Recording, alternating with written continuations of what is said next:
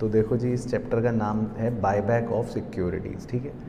तो इसको तो आप सबसे पहले रिवाइज़ करना जब भी आपको एग्ज़ाम की तैयारी करनी हो, ठीक है, क्योंकि ये चैप्टर रिवाइज़ करते ही आपको कॉन्फिडेंस आ जाएगा कि चलो कुछ तो मैंने कर लिया।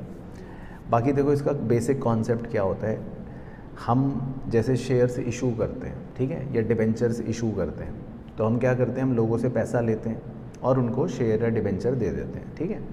अब इस बायबैक ऑफ सिक्योरिटी में हमें क्या करना है कि जो हमारे इक्विटी शेयर हमने इशू कर दिए लोगों को, अब उनको रिडीम तो करते नहीं है, रीपेमेंट तो करते नहीं है, तो इसीलिए इसमें रिडम्पशन वर्ड नहीं आता। लेकिन हम क्या करते हैं, हम लोगों को कहते हैं, इक्विटी शेयर होल्डर्स को कहते हैं कि प्लीज़ हमारे शेयर हमें वापस दे दो, है ना, हम अब आपसे वापस ख़रीदना चाहते हैं और बदले में आप पैसे ले लो हमसे। तो ये बन गया बायबैक ऑफ सिक्योरिटीज़, ठीक है। तो लॉजिकली देखा जाए तो जब हम बायबैक करेंगे अपनी सिक्योरिटीज़ का, तो अकाउंटिंग के नज़रिए से हमारी शेयर कैपिटल भी कम हो जाएगी और हमारे बैंक में से पैसे भी कम हो जाएंगे। तो ये एक सिंपल लॉजिक है, ठीक है। अच्छा, लेकिन इसकी अकाउंटिंग जो है वो हमें कैसे करनी है, स्टेप बाय स्टेप देखते हैं। इसके बड़े अच्छे स्टेप्स आपको याद भी करवाए थे कि हमें क्या करना है, हमें सबसे पहले इफ़ क्वेश्चन सेज तो इन्वेस्टमेंट बेचनी है। अब इन्वेस्टमेंट क्यों बेचनी है, पहला क्वेश्चन तो ये आ सकता है मन में, क्योंकि मान लो हमारे पास पैसा नहीं है, हमारे बैंक में बैलेंस नहीं है, तो बैंक बैलेंस कहाँ से आएगा, तो हम सोचते हैं चलो अपनी इन्वेस्टमेंट को बेच दो। तो पहली एंट्री है इन्वेस्टमेंट को बेचने की, bank account debit to investment. अब जो भी फ़ायदा होगा या जो भी नुकसान होगा उसको हम P&L में डाल देंगे, वेरी सिंपल। फिर उसके बाद हम क्या करते हैं, हम बायबैक करना है हमें, तो हम सबसे पहले ड्यू करते हैं। तो ड्यू कैसे करना है, शेयर कैपिटल को करा डेबिट, तो फेस वैल्यू जो भी है शेयर कैपिटल की वो डेबिट कर दी, तो आपकी शेयर कैपिटल तो ख़त्म हो गई। अब अगर आप कुछ एक्स्ट्रा पैसे दे रहे हो जो जनरली देते हैं जनरली, तो वो आपका नुकसान हो गया। तो उस नुकसान को हम रिकॉर्ड करते हैं, उस नुकसान का नाम है premium on buyback account debit. तो हमने एक नुकसान को डेबिट कर दिया। 2, थोड़ी देर के लिए एक नया अकाउंट ओपन कर दिया, शेयर बायबैक अकाउंट, और 2 मिनट बाद उस अकाउंट को क्लोज कर दिया, share buyback account debit to bank. तो हमने पेमेंट कर दी, काम खत्म, छुट्टी। लेकिन ये प्रोसीजर जब हम करते हैं तो कंपनीज एक्ट का नियम है कि हमें एक कैपिटल रिडम्पशन रिजर्व बनाना पड़ता है, क्योंकि अगर हम अपनी कैपिटल को कम कर रहे हैं, है ना, तो चाहे आप प्रेफरेंस शेयर्स रिडीम करते थे, अगर पुराना याद हो आपको सीए फाउंडेशन में, या अगर आप अब इक्विटी शेयर्स को बायबैक कर रहे हो, मतलब अपनी कैपिटल को कम कर रहे हो, तो आपको एक एडिक्वेट अमाउंट का कैपिटल रिडम्पशन रिजर्व क्रिएट करना है। अब ये फ्री नहीं होता, तो इसमें इसीलिए क्या हो गया कि एक लॉक लग गया, फ्री रिजर्व में से कुछ पैसा निकाल के हम एक ऐसे रिजर्व में डाल देते हैं जो मतलब किसी को भी डिविडेंड के तौर पे नहीं मिल सकता जिसका पैसा, ये लॉक हो गया। तो इसकी एंट्री बन गई free reserve account debit to capital redemption reserve account. अब इसमें हमें कितना अमाउंट ट्रांसफ़र करना होता है, जितना भी हम रिडीम कर रहे हैं या जितने भी हम शेयर्स अपने बायबैक कर रहे हैं सॉरी, उनकी जो फेस वैल्यू है ना, वो टोटल अमाउंट हम बनाते हैं CRR। हाँ, अगर मान लो हमने कुछ शेयर्स इशू करे और वो शेयर्स इशू ही करे नए शेयर्स फॉर रिडम्पशन पर्पस, तो उतने अमाउंट से उसको रिड्यूस कर देंगे। बस ये एक छोटा सा पॉइंट होता है, लेकिन जनरली जितने भी रुपए के आप शेयर्स बायबैक करते हो उतने ही अमाउंट का आपको CRR क्रिएट करना पड़ता है। अच्छा, अब ये क्वेश्चन आता है कि ये CRR हम यूज़ कहाँ कर सकते हैं इस पैसे को, तो इसका सिर्फ एक ही यूटिलाइजेशन होता है, वो है जब कंपनी फ्री में शेयर्स इशू करे, यानी कि बोनस शेयर्स अगर इशू करे। तो बोनस शेयर्स कैसे इशू होते हैं आपने वैसे सीए फाउंडेशन में पढ़ रखा है। बोनस शेयर्स इशू करना वेरी सिंपल, उसकी एंट्रीज हैं CRR account debit to bonus share, फिर bonus share account debit to share capital, यानी कि इसकी नेट अकाउंटिंग इफेक्ट अगर आप समझो तो आपका कैपिटल रिडम्पशन रिजर्व कम हो गया क्योंकि वो डेबिट हो रहा है, और शेयर कैपिटल रेज हो गई क्योंकि शेयर कैपिटल क्रेडिट हो रही है। तो सिंपल इफेक्ट है, CRR कम हो जाएगा और शेयर कैपिटल बढ़ जाएगी। अगर बोनस शेयर इशू होते हैं तो करना है, नहीं तो नहीं करना। अच्छा, अब जो हमने एक नुकसान रिकॉर्ड करा था, उस नुकसान का नाम था प्रीमियम ऑन बायबैक। तो ये नुकसान हमें अब राइट ऑफ भी करना पड़ता है। तो वेरी सिंपल है, हम इस नुकसान को राइट ऑफ कर देते हैं। कहाँ से राइट ऑफ कर देते हैं? अपने P&L से राइट ऑफ कर देते हैं, वेरी सिंपल। लेकिन हाँ, अगर मान लो हम चाहें तो सिक्योरिटीज़ प्रीमियम से भी इसको राइट ऑफ किया जा सकता है। तो यहाँ पर आपके पास चॉइस है, आप चाहो तो सिक्योरिटी प्रीमियम से राइट ऑफ कर दो या आप चाहो तो अपने फ्री रिजर्व से राइट ऑफ कर दो, किसी से भी राइट ऑफ कर सकते हो, गलत नहीं होगा, सही होगा, तो वो आपकी चॉइस है। तो आपको प्रीमियम ऑन बायबैक को राइट ऑफ करना है। बाकी यूनिफॉर्मिटी के लिए आप ये ले सकते हो कि आप हर बार पीएनएल से राइट ऑफ कर दो या हर बार फ्री रिजर्व से राइट ऑफ कर दो तो भी ठीक हो जाएगा। तो बस तो 4 अकाउंटिंग एंट्रीज के अंदर आपका एक तरह से क्या हो जाता है, ख़त्म हो जाता है। अच्छा, अब इसका अगर अकाउंटिंग इफेक्ट समझो, क्योंकि हमें बैलेंस शीट एक्सट्रैक्ट शो करना पड़ता है, तो इन चारों एंट्रियों से इफेक्ट ये हुआ, अगर आपने इन्वेस्टमेंट बेची तो आपका इन्वेस्टमेंट कम हो जाएगा और बैंक में बैलेंस बढ़ जाएगा, दैट्स इट। बायबैक का अगर इफेक्ट समझे तो आपकी शेयर कैपिटल कम हो जाएगी और बैंक में से बैलेंस भी कम हो जाएगा, दैट्स इट। और सीआरआर बनाने का अगर इफेक्ट समझें तो आपका फ्री रिजर्व कम हो जाएगा और एक नया सीआरआर का नाम का रिजर्व बढ़ जाएगा, तो ये इफेक्ट ख़त्म। और बाद में जब आप प्रीमियम ऑन बायबैक को अगर राइट ऑफ करते हो तो वो तो एक सिंपल पीएनएल को कम करेगा, मतलब प्रॉफिट को कम कर देगा, और हमारा एक्सपेंस है वो तो कहीं शो नहीं होता, तो वो तो ख़त्म हो गया। तो ये हो गए उसके अकाउंटिंग इफेक्ट्स बेसिकली। तो ये तो मतलब एक समझ लो आधा पोर्शन हो गया चैप्टर का। चलो, अब ज़्यादा ज़रूरी काम जो है वो है कि हमको ये निकालना है कि कंपनी कितने शेयर बायबैक कर सकती है। देखो ये मुद्दा ज़्यादा ज़रूरी है, ठीक है। अकाउंटिंग तो रटली हो गया, अब कंपनी कितने शेयर बायबैक कर सकती है, ठीक है। तो देखो इसमें क्या है, कंपनीज एक्ट ये चाहता है कि ऐसा ना हो कि हम बहुत सारे शेयर्स बायबैक कर लें या कम कर लें, ज़्यादा कर लें, तो इसकी लिमिटेशन बना रखी है, ठीक है।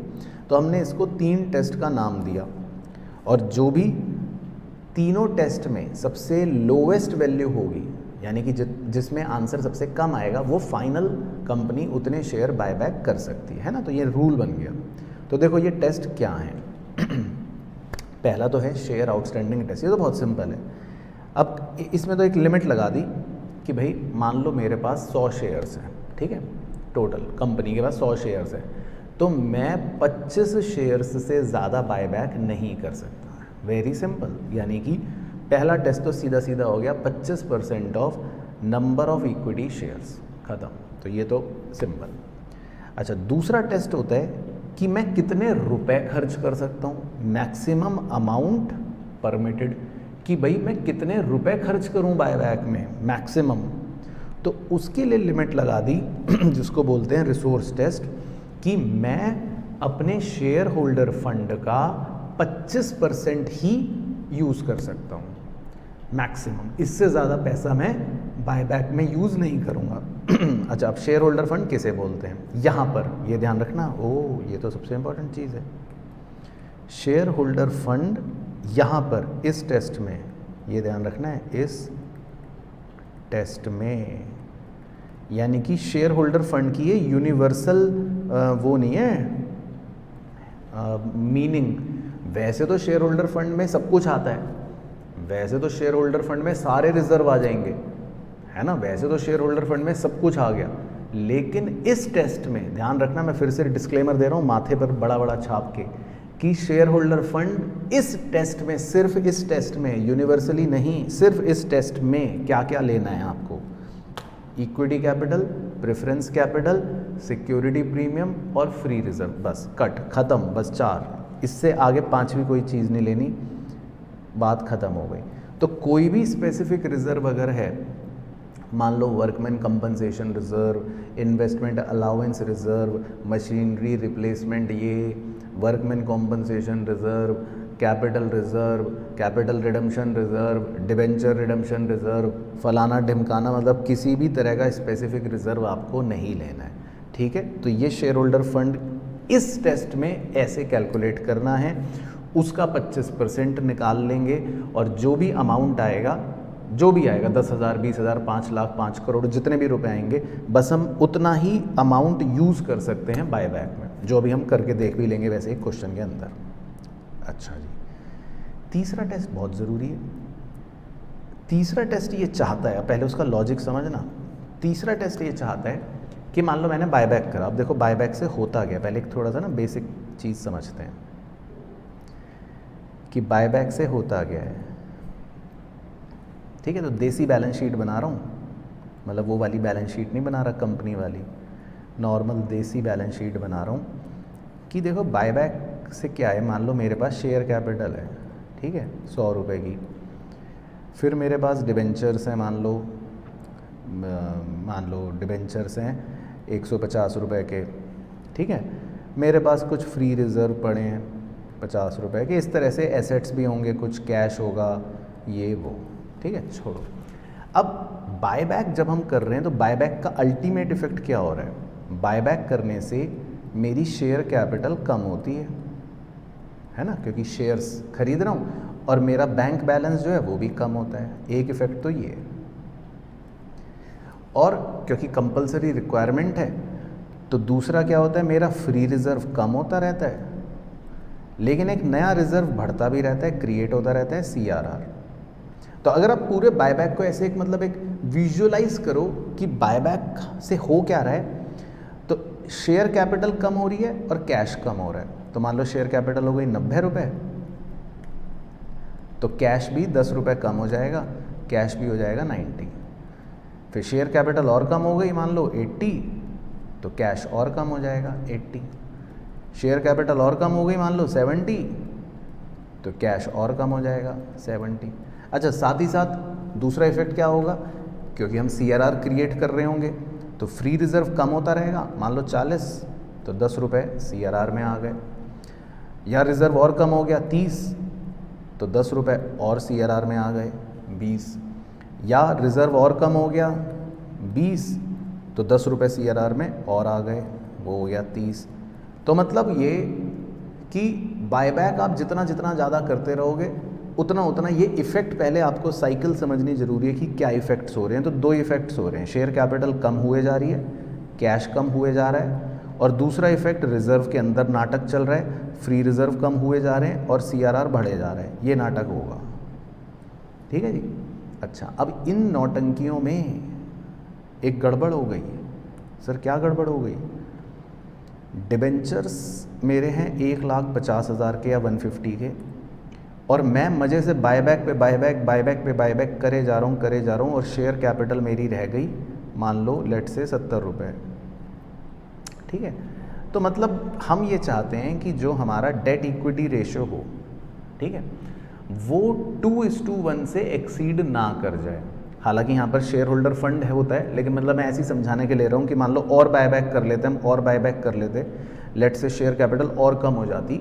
तो पॉइंट ये है कि बायबैक करने के बाद जो मेरा डेट इक्विटी रेशियो है वो 2:1 से एक्सीड ना कर जाए, तो गलत हो जाएगा। फिर कंपनीज एक्ट कहेगा तो रिस्की हो गया भाई, तुम्हारे डेट्स तो ज़्यादा हो गए, इक्विटी कम रह गई। तो कंपनीज एक्ट चाहता है कि डेट इक्विटी रेशियो बायबैक के बाद 2:1 से ज़्यादा नहीं होना चाहिए। तो ये उसने एक स्टोरी बना दी, पहले स्टोरी पढ़ लो कि भैया लोन फंड्स जो हैं हमारे, लोन फंड्स का मतलब इसमें ना वैसे जनरली लोन फंड्स का मतलब है, मैं लिख देता हूँ, यहाँ पर लोन फंड्स का मतलब होता है कि हम non current liability, current liability सब ले लेते हैं, क्योंकि हम पूरे लोन फंड्स की बात कर रहे हैं। टोटल डेट समझ लो, इसका मतलब है टोटल डेट, कि भाई हमारे सारे funds, loan funds, total date वो 2 टाइम्स से ज़्यादा नहीं होने चाहिए। किसके 2 टाइम्स से? वही शेयर होल्डर फंड के। तो मतलब इनडायरेक्टली मन में सोच लो कि वो डेट इक्विटी रेशियो 2:1 से ज़्यादा नहीं चाहता, ये मतलब है। Companies act debt equity ratio 2:1 से नहीं ज़्यादा चाहता। तो ये एक टेस्ट बन गया। अब इसको हम करते कैसे हैं? तो पहले तो हो गया एग्ज़ाम का रट्टू तोते वाला फॉर्मेट। अब ये देखो मजबूरी है, ICAI कहता है ऐसे ही रट के लिखना है, तो ठीक है, वो तो रटने की बातें हो गई, लोन फंड ये वो जो अभी हम एक क्वेश्चन में भी आपको दिखा दूंगा, ठीक है, कि लोन फंड्स कितने हैं वो लिखा, minimum share holder fund buyback के बाद कितना हो सकता है डिवाइड बाय 2 करके वो लिख लिया, फिलहाल शेयर होल्डर फंड कितना है वो लिख लिया। तो शुरू की 3 बातें तो आप सीधी सीधी लिख लोगे। फ्यूचर में शेयर होल्डर फंड कितना होगा वो बाद में निकल जाएगा। बाकी ई पॉइंट इंपॉर्टेंट है कि मैं कितना बायबैक कर सकता हूँ, वाई, इसको हमने नाम दे दिया है वाई। बस वाई निकालना इंपॉर्टेंट है कि मैं कितना बायबैक कर सकता हूँ, मतलब अमाउंट कितना मेरे को अलाउड है बायबैक के लिए।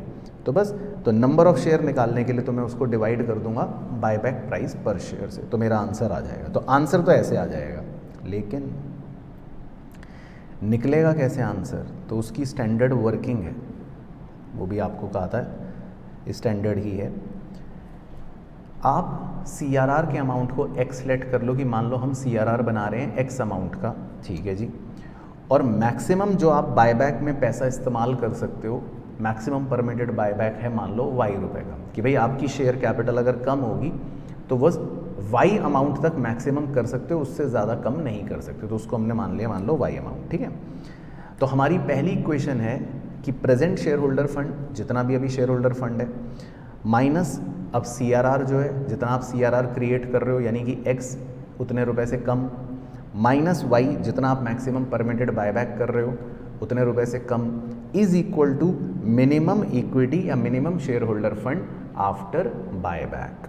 तो ये एक इक्वेशन बन गई कि present share holder fund minus x minus Y is equal to minimum share holder fund after buyback. तो ये फिलहाल याद रखनी है, जो एक अभी क्वेश्चन में दिखाऊंगा आपको। अच्छा, दूसरी इक्वेशन कि मैं मैक्सिमम कितना पैसा यूज़ कर सकता हूँ, यानी कि y मैक्सिमम परमिटेड बायबैक कितना अमाउंट है मेरे पास y into face value per share, एक शेयर की फेस वैल्यू, और उसको डिवाइड करना है बायबैक प्राइस पर शेयर से। तो इससे मेरा अमाउंट आ जाएगा कि मुझे CRR में कितना अमाउंट डालना है, यानी इज इक्वल टू x। तो ये बन गई मेरी दूसरी equation, y into face value per share divided by buyback price per share is equal to x। तो इन दोनों इक्वेशन को आपको सॉल्व करना है और दोनों इक्वेशन को सॉल्व करके x और y की वैल्यू को फाइंड करना है। तो मेनली ये तो एक कॉन्सेप्ट हो गया थर्ड टेस्ट के लिए स्पेशली। तो थर्ड टेस्ट को दोबारा से देख लो, मतलब एग्ज़ाम के नज़रिए से फॉर्मेट बनाना है ऐसे, लेकिन इक्वेशन सॉल्व आपको वर्किंग नोट में करनी पड़ती है, जिसके लिए यही स्टैंडर्ड इक्वेशन का यूज़ करना है और इसको यूज़ करके x और y का आंसर निकाल लेंगे। मेन तो y का आंसर है, y का आंसर आ गया तो एक तरह से बस आपको नंबर ऑफ़ शेयर पता लग जाएंगे कि कितने हो सकते हैं, है ना। तो ये तो हो गया थर्ड टेस्ट का मतलब कार्यक्रम। तो एक प्रश्न देख लो जो हमने वैसे भी करा है, क्लास के अंदर भी करा है, लेकिन दोबारा से मार्क कर दो, चाहे इम्पॉर्टेंट है। जब भी रिवाइज़ करना हो ये एक क्वेश्चन कर लोगे अच्छे से तो सब कुछ हो जाएगा अच्छे से, ठीक है। देखो क्या है क्वेश्चन, इसमें एक कंपनी की आपको बैलेंस शीट दे रखी है, ठीक है। तो बैलेंस शीट में एक नज़र मार लो, शेयर कैपिटल है, रिज़र्व है, ठीक है, बोरोइंग्स हैं लॉन्ग टर्म और अदर करंट लाइबिलिटीज़ हैं, ठीक है। बाकी एसेट्स में PPE है और अदर करंट एसेट है, मतलब जो भी होंगे वो सब होंगे।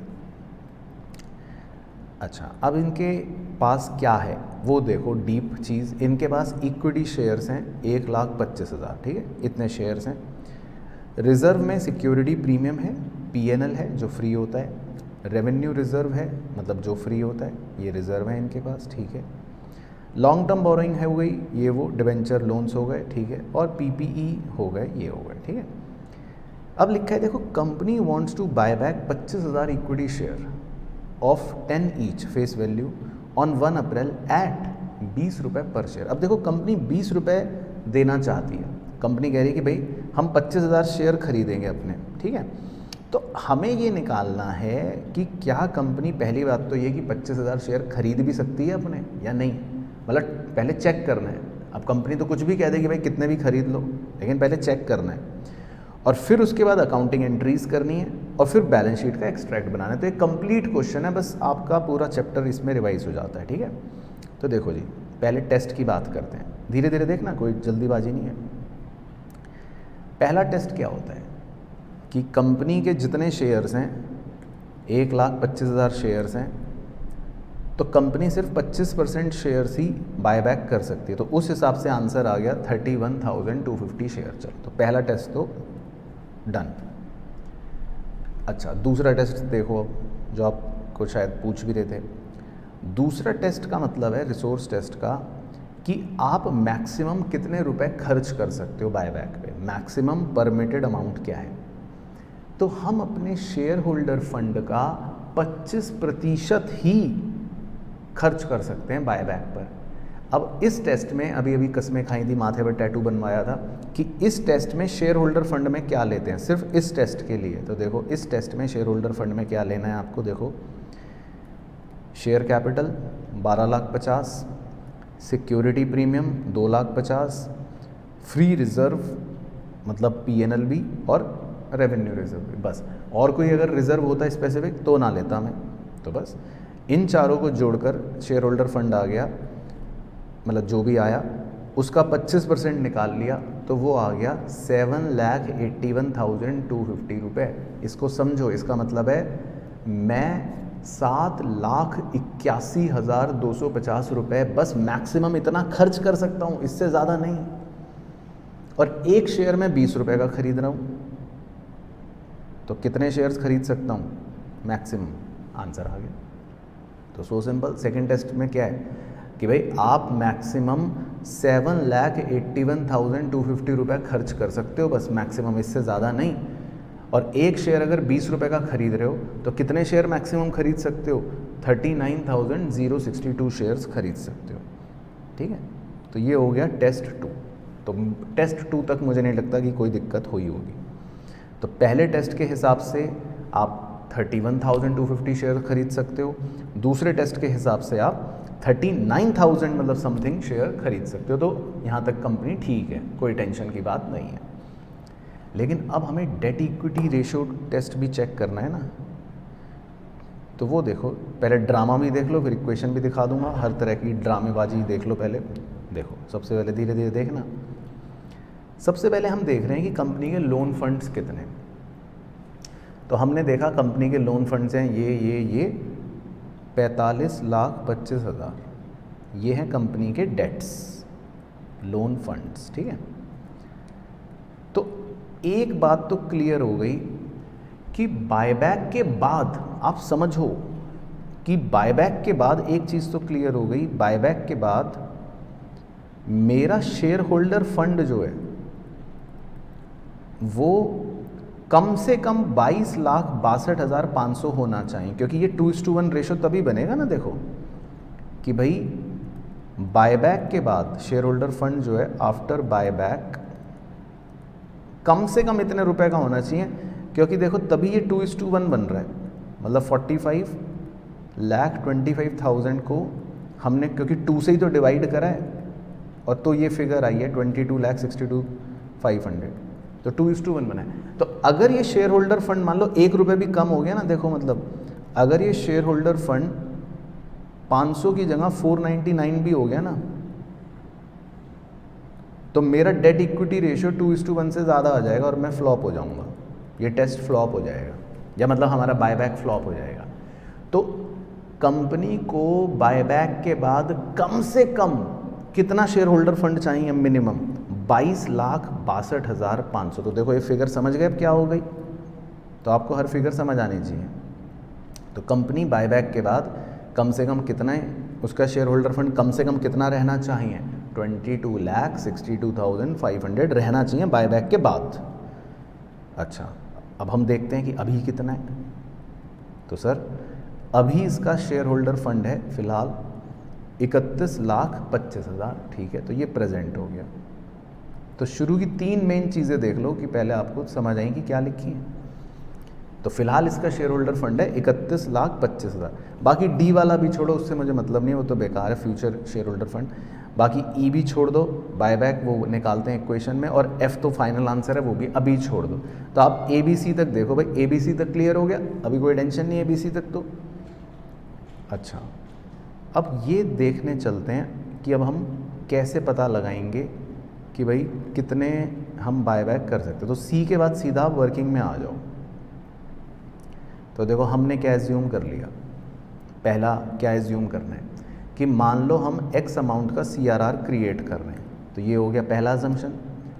और दूसरा क्या एज्यूम कर रहे हैं कि मैक्सिमम कितने रुपए में बायबैक में खर्च कर सकता हूँ, वो मैंने निकाल लिया, एज्यूम कर लिया Y। तो let CRR is equal to X और maximum permitted buyback is equal to Y। तो पहली इक्वेशन है कि प्रेजेंट शेयर होल्डर फंड जो है मेरा 31,25,000। अब जितना मैं CRR बनाता रहूँगा तो उतना देखो मेरा जनरल रिजर्व कम होगा या मेरा फ्री रिजर्व कम होगा, तो -X मेरा शेयर होल्डर फंड कम हो गया।